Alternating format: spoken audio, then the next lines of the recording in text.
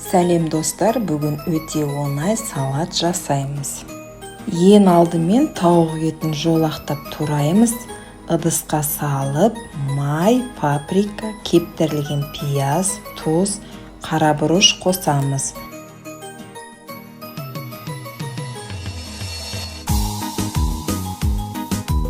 Жақсылап араластырып 30 минутқа қойып қоямыз.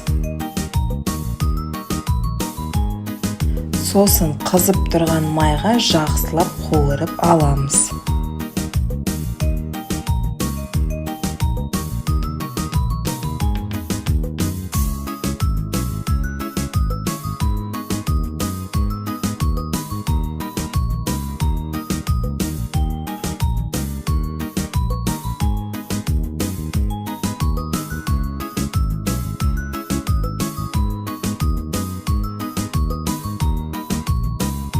Енді қияр мен болгар бұрышын жолақтап тураймыз.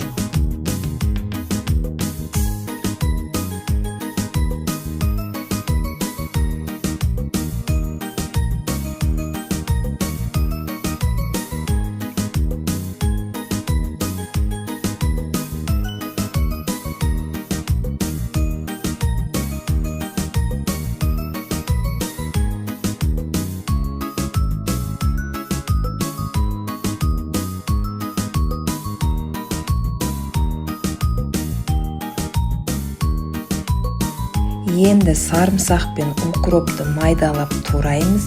Бәрін бір ыдысқа салып, горохты саламыз.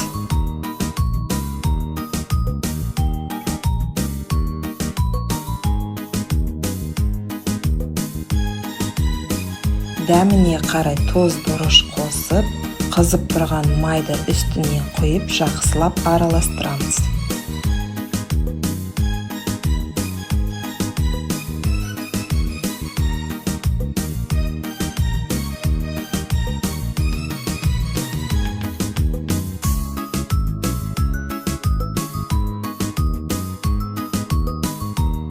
Біздің салат дайын, асыңыз дәмді болсын.